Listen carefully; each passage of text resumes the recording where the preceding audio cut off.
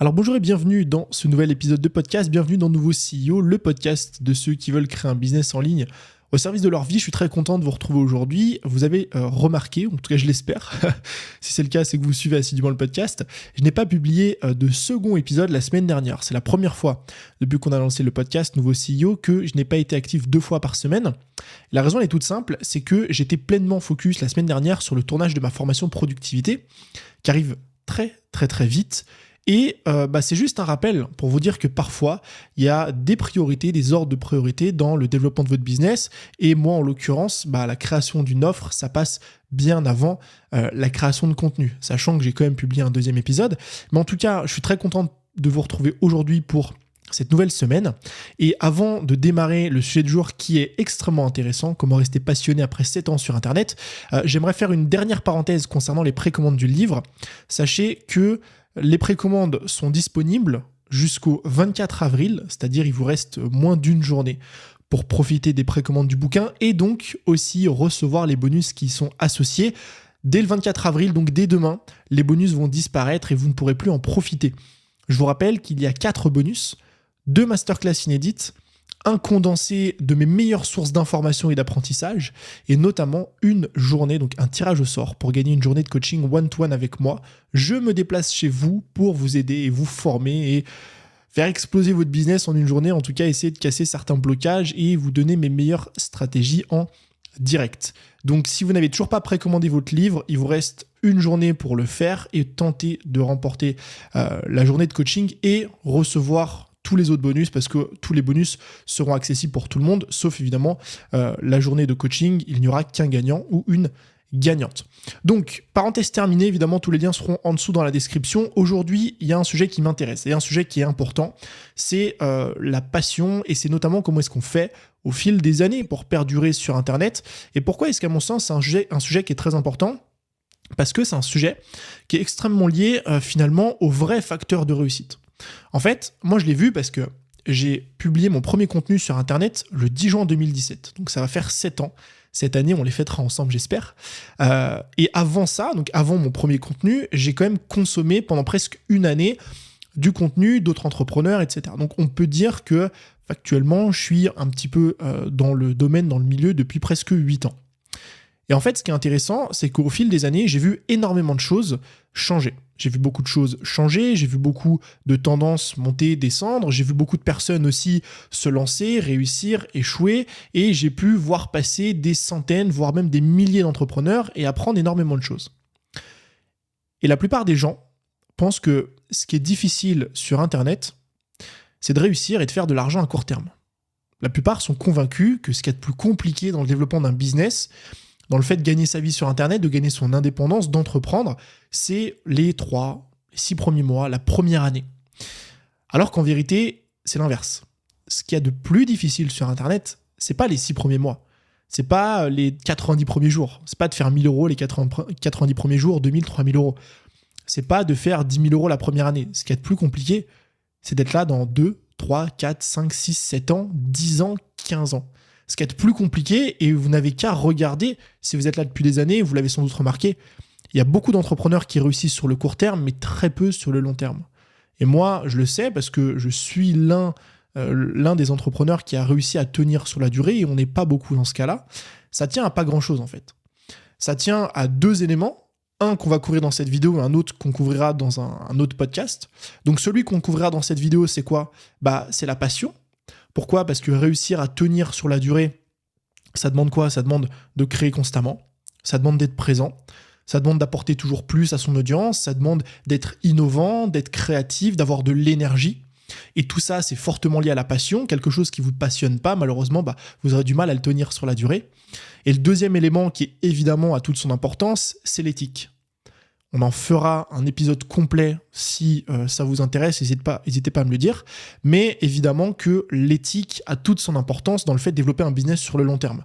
Quelqu'un d'éthique va réussir à faire beaucoup d'argent sur le court terme, mais n'en fera jamais sur le long terme et sur la durée.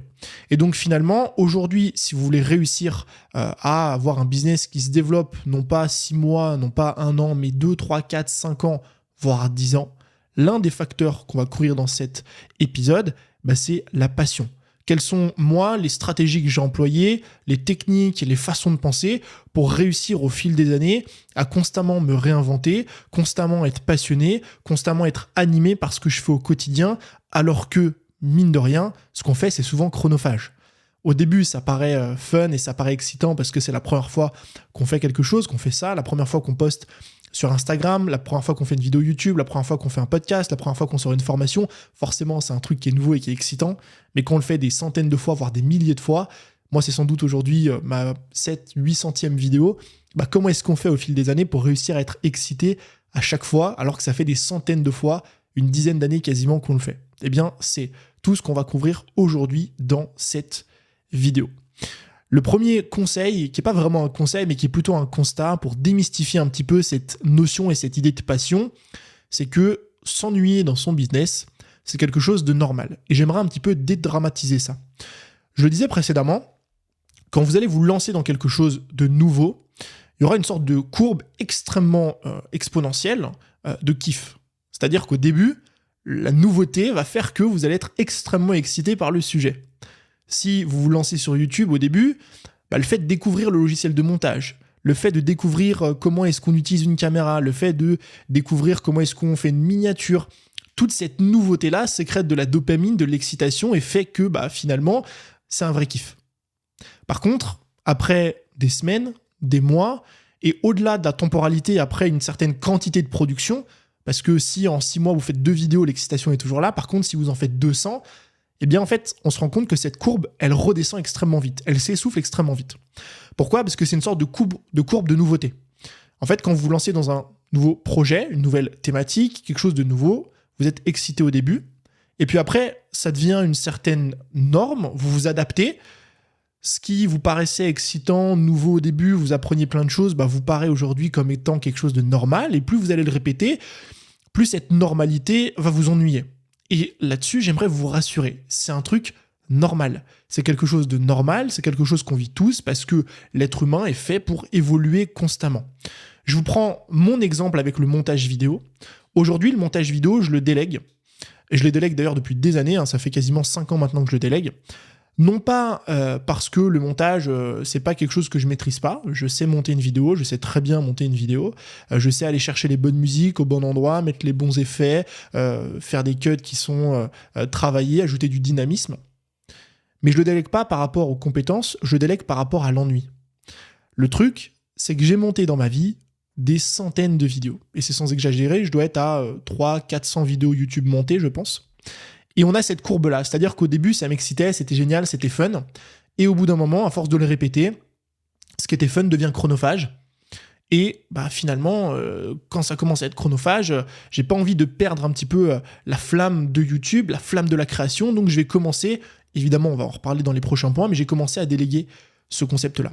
Donc le premier truc, c'est que vraiment, j'aimerais démystifier un petit peu ça, dédramatiser le sujet en vous disant, si dans votre business, vous commencez sur certains sujets, la création de contenu, le fait de poster, le fait de faire du montage, des miniatures, lancer des produits, ce genre de trucs, vous commencez parfois finalement à perdre un petit peu la flamme.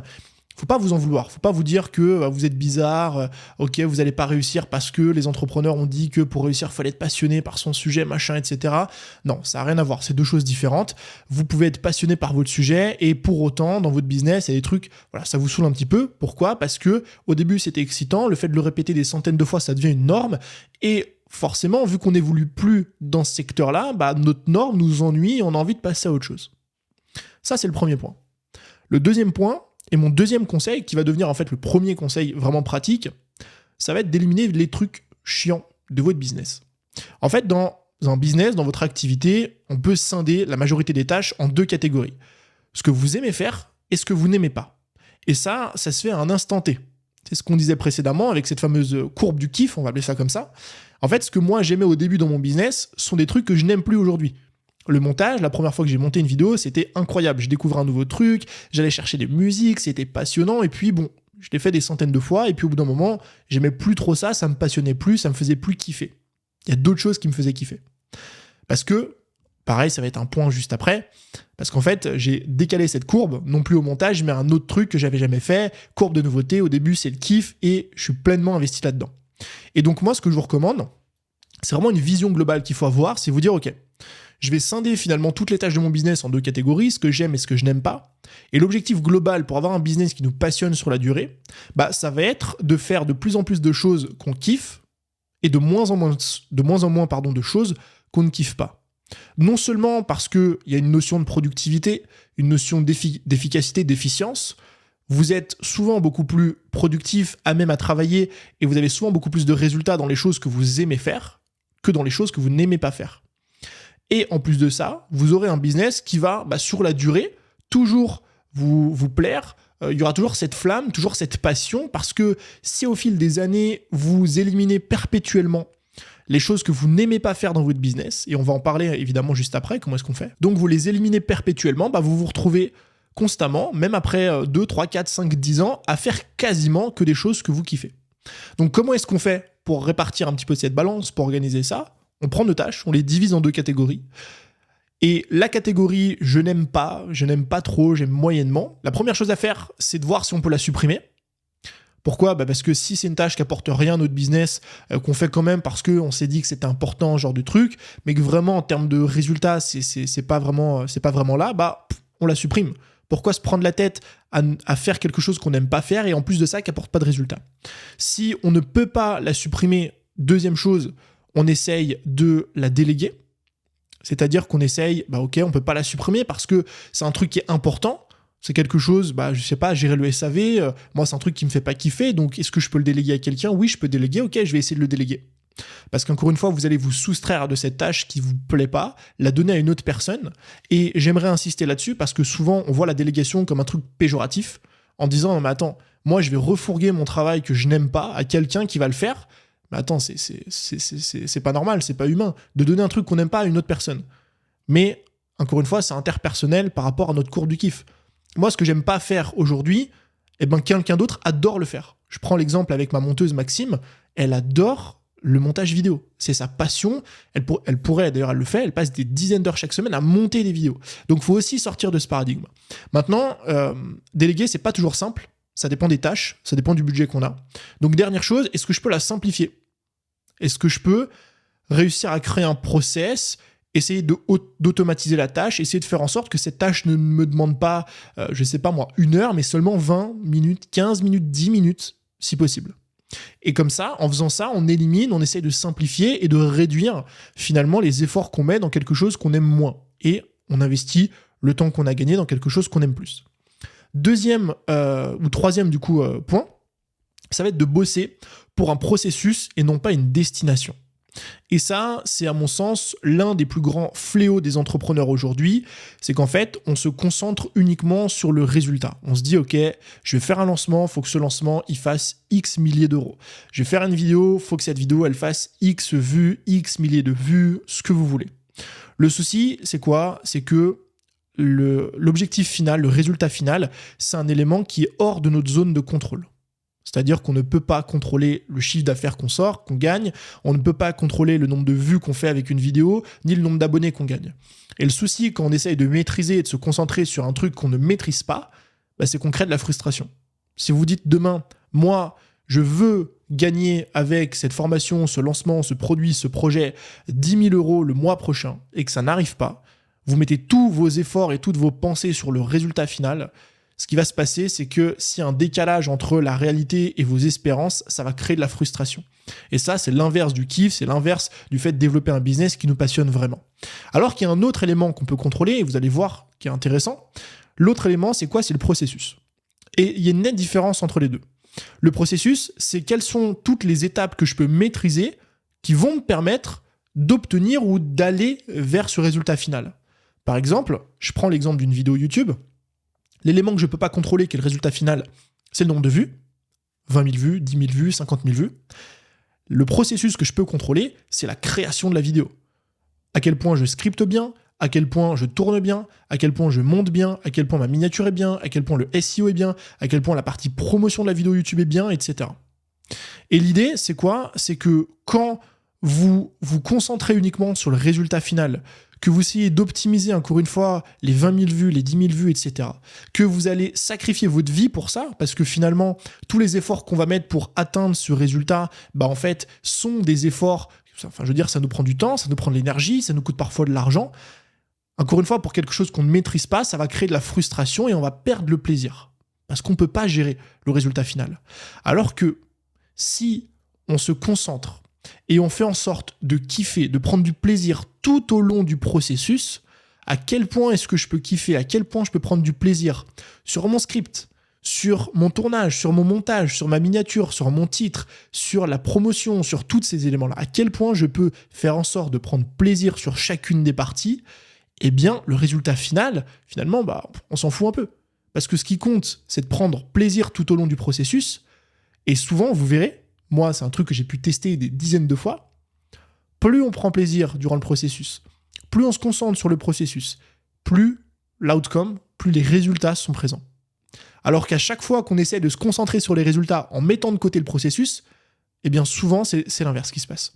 Donc le troisième conseil, ça va vraiment être de vous dire comment est-ce que je peux non plus me concentrer sur le résultat final, faire en sorte de l'optimiser alors que c'est un truc que je ne contrôle pas, mais comment je peux faire pour me concentrer sur le processus, sur le chemin qui m'emmène à cette destination et faire en sorte de kiffer tout au long du chemin. Et en fait, on s'en fout un petit peu de ce qui se passe à la fin. Alors évidemment, si on parle de revenus, il faut suffisamment de revenus pour gagner sa vie, manger, tout ce que vous voulez. Mais en fait, entre 8 000 et 12 000, on s'en fout de la différence entre les deux.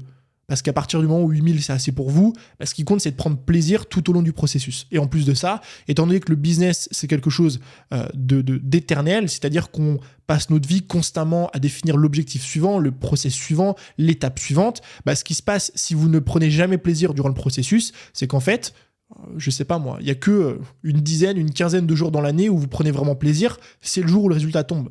Et encore une fois, si une fois sur deux, le résultat n'est pas au rendez-vous, vous allez être frustré. Donc il y a une dizaine de jours dans l'année où vous êtes vraiment dans le plaisir. Alors que si vous inversez la tendance en vous disant « Ok, je m'en fous du résultat, moi ce qui compte c'est de prendre plaisir sur le chemin », en fait, vu que 90% de votre année, vous la passez finalement dans le chemin, c'est là où vous allez être beaucoup plus heureux, plus épanoui dans votre business. Le quatrième point, qui vous le verrez va avec un petit peu le point suivant, ça va être de faire évoluer votre business. D'ailleurs, je vais les mettre les deux ensemble, ce sera plus simple. Donc faire évoluer votre business. Alors quand je dis évoluer votre business, encore une fois, on reste toujours, faut vraiment avoir en tête cette notion et cette fameuse courbe du kiff où en fait la nouveauté amène finalement du plaisir et le fait de rester dans une zone de contrôle et de confort fait que au bout d'un moment on fane un petit peu, notre business nous fane un petit peu. Quand je parle de faire évoluer son business, ça prend en compte différentes choses. Ça prend en compte le contenu, ça prend en compte les offres, ça prend en compte les problématiques, ça prend en compte la thématique et les clients. Alors je m'explique.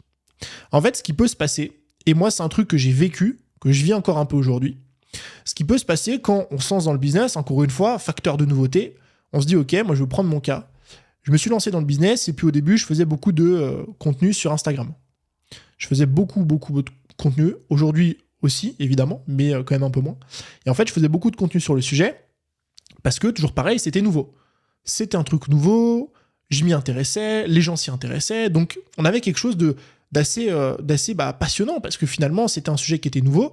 J'avais l'impression à chaque fois d'apprendre de nouvelles choses, de me former sur le sujet, etc. Et en fait, arrivé à un certain stade, au bout de 2-3 ans, quand vous passez 2-3 ans à parler du même sujet, à traiter, et en fait au-delà de la thématique, c'est aussi l'angle, c'est-à-dire traiter la même thématique au même niveau, avec le même niveau d'audience, qu'est-ce qui se passe ? On commence à perdre de la passion. Et je vous prends l'exemple avec Instagram, vous allez vite comprendre. Quand vous faites 50, 60, 80, 100 vidéos sur Instagram et que toutes ces vidéos sont destinées à des débutants qui se lancent et qu'à chaque fois le sujet est toujours le même, comment faire pour avoir plus d'abonnés sur Instagram, en fait vous allez kiffer vos 20, 30, 40, 50 premières vidéos et puis au bout d'un moment, à force de répéter les mêmes choses, c'est des choses que vous maîtrisez déjà depuis des années. C'est des choses aussi que la majorité des personnes qui vous suivent maîtrisent parce qu'elles ont déjà regardé les 50 premières vidéos chez vous. Ce qui se passe, c'est qu'on perd de l'essence, on perd de la passion parce que c'est normal. Courbe du kiff, au bout d'un moment, on a traité 200 fois les mêmes sujets, ça nous passionne beaucoup moins.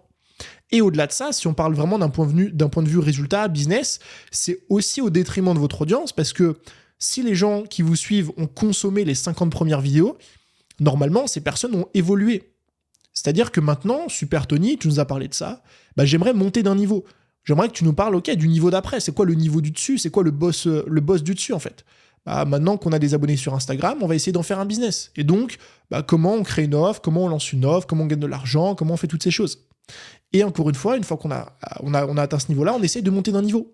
Et donc, toute l'idée, à mon sens en tout cas, pour être passionné au fil des années, et ça, va falloir le croiser aussi avec le positionnement que vous voulez avoir, évidemment, mais ça va être d'évoluer avec son business, d'évoluer avec ses contenus, avec sa thématique, avec ses offres, évoluer aussi avec son audience. C'est-à-dire que la meilleure façon d'être passionné et de toujours être dans cette courbe du kiff, c'est de créer du contenu, évidemment, pour les personnes qui se lancent dans votre domaine, si c'est encore une fois votre positionnement. Et puis, une fois que vous avez créé suffisamment de contenu sur le sujet, commencez à monter d'un niveau. C'est-à-dire que, ok, j'ai parlé des abonnés, maintenant, je monte d'un niveau, je vais parler un peu plus de business, de stratégie, comment on trouve des clients, comment on convertit ses clients, etc. Et puis après, je monte d'un niveau. Donc monter d'un niveau, alors je vais peut-être sortir d'Instagram, je vais commencer à parler d'une autre thématique. Ok, Instagram c'était marrant, maintenant je vais parler de formation en ligne, et puis maintenant je vais parler de productivité. Et puis qui sait, peut-être que Tony, dans 1 an, 2 ans, 3 ans, il va se mettre à parler d'investissement, il va peut-être se mettre à parler de fiscalité, ce genre de trucs, parce que ce sont des sujets qui me passionnent aujourd'hui, et peut-être que dans 2-3 ans, mon audience aura évolué et sera à ce niveau-là. Alors, évidemment, il y a toujours une partie de positionnement, et toujours une partie d'objectif qui fait que moi, aujourd'hui, je garde quand même une partie de mes contenus qui s'adressent à des débutants pour faire de la nouvelle acquisition et faire rentrer des nouvelles personnes dans le système. Mais une grande majorité en tout cas de mes contenus sont des contenus qui s'adressent à mon audience actuelle, des personnes qui ont déjà consommé une majorité de mes contenus, de mes vidéos, aussi de mes formations et qui sont plus avancées. Et donc ça fonctionne pour les contenus, ça fonctionne pour les offres. Pareil, si ça fait 8 ans que j'ai toujours la même offre, qui s'adresse toujours à la même audience et toujours au même niveau, au bout d'un moment, cette offre-là, elle va plus forcément me passionner. Donc, il faut que je crée une nouvelle offre qui monte d'un cran, d'un niveau dans ma thématique, ou une nouvelle offre sur une thématique qui est connexe, qui est annexe ou qui n'a rien à voir. Moi, je pense que c'est vraiment quelque chose qui peut vous aider au fil des années à rester passionné par votre sujet et qui, en plus de ça, a beaucoup d'autres bénéfices parce que vous attirez une nouvelle audience avec des contenus qui s'adressent à des débutants, mais en plus de ça, le fait de faire des contenus qui sont plus avancés, ça vous permet de donner encore plus de contenu aux gens qui vous suivent déjà depuis des années, et le fait de créer des nouvelles offres, ça vous permet de générer plus de chiffre d'affaires aussi avec les personnes qui vous suivent depuis des années, et ainsi de suite. L'élément suivant, et c'est un élément que je trouve assez intéressant, ça va être de changer ses KPI. En fait, souvent, et c'est le réflexe premier, un réflexe, je vous assure, qui est tout à fait normal, le réflexe premier des entrepreneurs, quand il s'agit de suivre ces KPI, donc c'est Key Performance Indicator, donc c'est les indicateurs clés de performance. Donc en gros, notre taux de conversion, est-ce qu'on a un bon taux de clic sur nos vidéos, un bon taux d'ouverture, combien de ventes on a fait ce mois-ci, bref, toutes ces datas-là. C'est normal de traquer ça parce que c'est un truc qui est important et c'est ce qui va représenter finalement la santé même de votre business. Si vous avez un taux de conversion qui est ridicule, que vous avez un panier moyen qui est faible, que vous avez un taux d'ouverture, un taux de clic qui est désastreux, on peut juger que votre business n'est pas en bonne santé. Maintenant, comme on le disait précédemment, le business qui est en bonne santé, c'est une chose, mais l'important, c'est vous. C'est à quel point vous êtes en bonne santé, à quel point vous êtes passionné par votre business pour pouvoir perdurer dans le temps. Et moi, ce que je vous invite à faire, c'est non pas de remplacer vos KPI business hyper importantes par d'autres qui sont un peu plus objectives, subjectives, qui sont un peu plus personnelles, on va dire ça comme ça, mais c'est de venir intégrer des KPI supplémentaires. C'est-à-dire, ok, j'ai mon taux de conversion, j'ai mes taux d'ouverture, j'ai mes taux de clic, j'ai mon CA moyen par mois, mon panier moyen, mon nombre de clients, mon nombre de leads, paf, j'ai tout ça tous les mois, et je viens intégrer des KPI supplémentaires. Ça peut être des KPI globales, ça peut être des KPI par chaîne, c'est-à-dire YouTube, je connais mon taux de clic, mon taux d'impression, mon taux de rétention sur mes vidéos, mais je viens rajouter encore une fois des KPI, et des KPI qui sont plus plaisir. Donc des KPI plaisir, c'est quoi ? C'est à quel point j'ai kiffé faire ça, à quel point ça m'a passionné, à quel point c'était quelque chose de génial, à quel point j'avais envie de le faire, j'étais motivé, je pensais qu'à ça tout le temps. Et ça, c'est des datas qui sont hyper importantes en termes de passion. Moi, il y a pas mal de formations que j'ai sorties. Quand je dis pas mal, c'est pas non plus une trentaine, mais 2, 3 à peu près, 5 formations, on va dire, une demi-douzaine de formations que j'ai sorties qui n'étaient, je le savais, pas des best-sellers en termes de vente, mais qui étaient des formations plaisir. C'est-à-dire, je savais que c'était des formations qui n'allaient pas performer, qui n'allaient pas être le top vente de mes formations, de par la niche du produit, ce genre de truc. Mais par contre, je savais 2 choses. De un, que c'était des formations qui allaient changer radicalement le business des personnes qui allaient les acheter, de par le côté très niché. Et de deux, c'était des formations qui allaient me faire kiffer en termes de création. Je savais pertinemment que j'allais prendre plaisir sur ces programmes.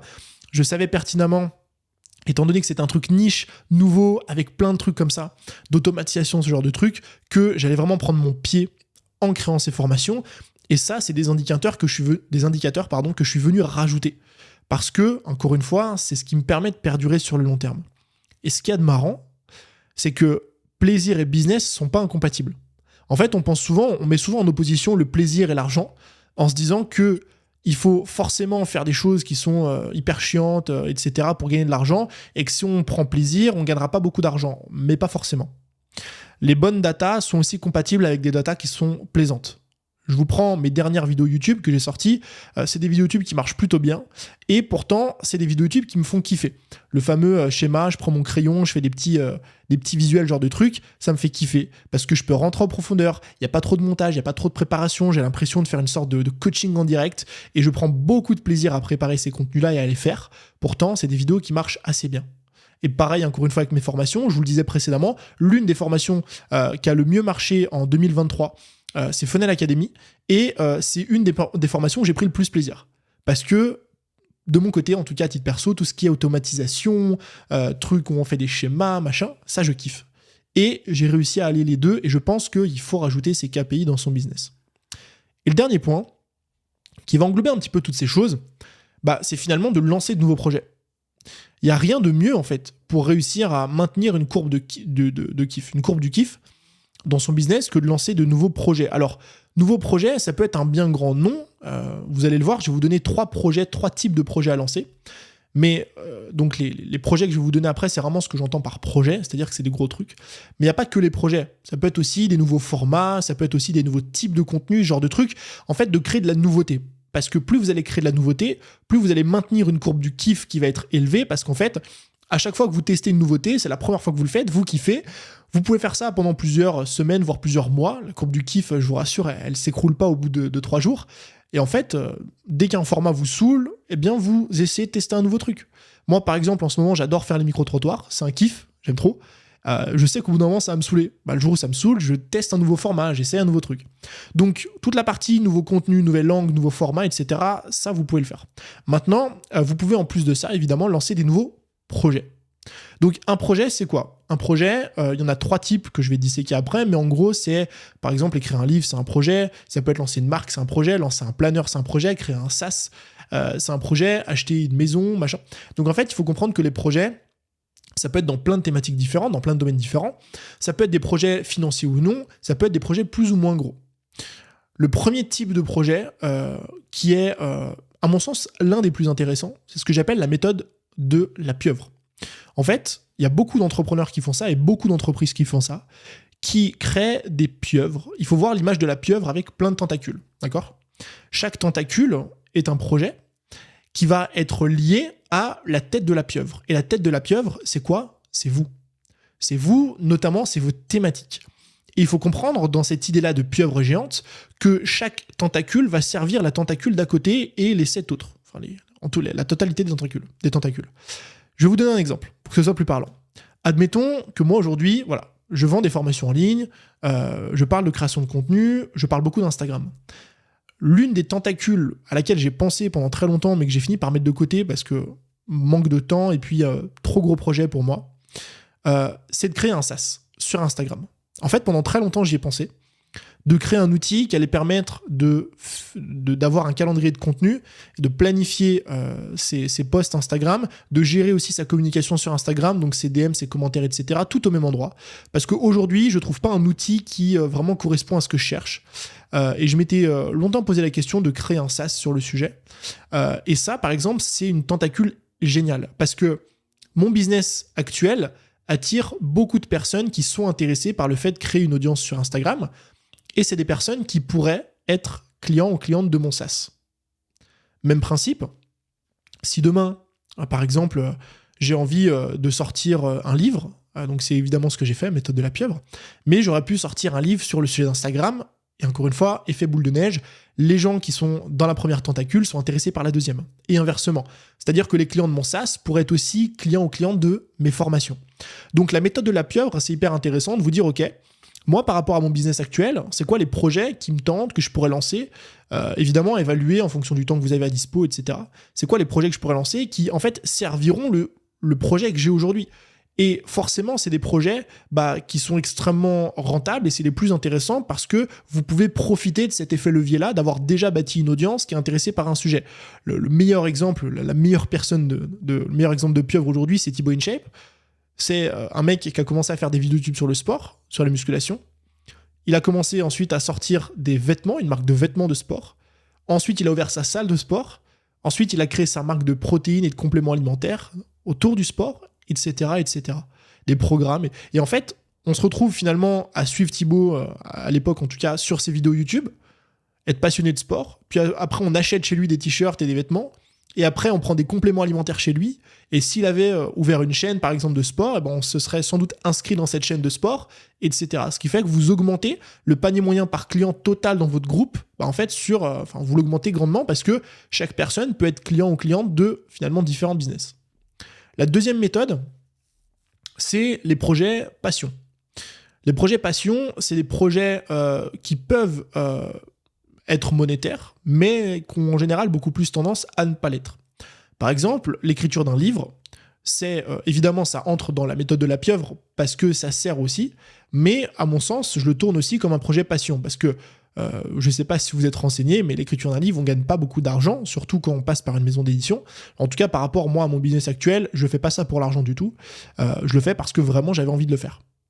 Et donc, en fait, ça, encore une fois, a amené, surtout sur mon année 2023, beaucoup d'excitation et de nouveautés parce que c'était un truc qui allait servir mon business et en plus de ça, c'est un truc qui était nouveau, un projet passion, j'allais prendre plaisir à le faire. Maintenant, vous pouvez lancer des projets passion dans d'autres choses, évidemment.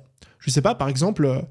Vous avez toujours rêvé d'être prof de sport, prof de yoga, cours de yoga ou d'être diplômé de yoga sans pour autant vouloir donner des cours ou vouloir en faire un business. On n'est pas obligé d'avoir toujours un truc financier. Eh bien, encore une fois, c'est pareil, ça peut être intéressant dans votre thématique de passer ce genre de diplôme, ce genre de cours, non pas forcément pour en faire un business, mais juste vous, pour votre expérience personnelle ou vous former sur des trucs qui sont importants. Donc, les projets passion ont beaucoup plus tendance à servir le cœur qu'à servir le porte-monnaie, même si parfois on peut faire les deux. Et le dernier exemple, c'est les projets annexes. Les projets annexes, c'est quoi ? Donc c'est souvent des projets qui sont financiers, mais qui n'ont pas forcément grand-chose à voir avec la méthode de la pieuvre. C'est-à-dire, donc moi par exemple, l'année dernière, on a fait une fois l'acquisition l'année dernière d'un bien immobilier. Cette année, on a refait l'acquisition d'un lot immobilier de 3 appartements. Et en fait, ça, par exemple, c'est un projet annexe. C'est un projet qui va me permettre finalement de m'épanouir et d'avoir une nouveauté dans quelque chose, donc de garder une certaine passion qui n'est pas forcément dans mon business, mais qui est dans quelque chose pour le coup de financier, qui va servir mon objectif global et futur, d'être indépendant et d'avoir une certaine liberté financière, liberté géographique, indépendance financière. Donc ça, c'est un projet, c'est un objectif. Vous pouvez aussi, acheter une petite maison, essayer de la retaper, en faire une grange, louer ça sur Airbnb, créer une tiny house, ce que vous voulez, mais évidemment, il n'y a pas que dans l'immobilier, ce genre de truc, mais ça peut être un carnet. Vous pouvez lancer des carnets, des planeurs. Enfin, l'idée des projets annexes, c'est souvent d'aller chercher des projets qui sont financiers, parce que sinon, c'est un projet passion, mais pour le coup, qui sont des thématiques qui n'ont absolument rien à voir avec votre thématique principale. Et donc l'idée, ça va être comme ça, de vous dire, ok, c'est quoi le projet que je peux lancer qui me permettrait de réanimer un peu cette passion-là, dans ma thématique ou ailleurs, parce que finalement, si je suis passionné actuellement par autre chose, ça me permet aussi de sortir un peu la tête de mon business et de, finalement, quand je retourne dans mon business, vu que j'y passe moins de temps en ce moment, je suis super excité du fait de retourner dedans. Et donc, à mon sens, en tout cas, c'est un peu les leçons principales, les choses qui vont vous permettre, finalement, de rester passionné, même après 7 ans sur Internet, et de réussir à créer un business qui est durable. Je vous remercie, comme d'habitude, d'avoir écouté cet épisode jusqu'à la fin. Encore une fois, et dernier rappel, les précommandes du livre terminent ce soir à minuit, donc le 23 avril à minuit, et vous pouvez toujours profiter des 3 bonus, plus tenter votre chance au tirage au sort pour gagner une journée de coaching avec moi en one-to-one. Je vous mets le lien juste en dessous dans la description. Je vous remercie d'avoir écouté ce podcast jusqu'à la fin. Je vous dis à bientôt. C'était Tony. Ciao.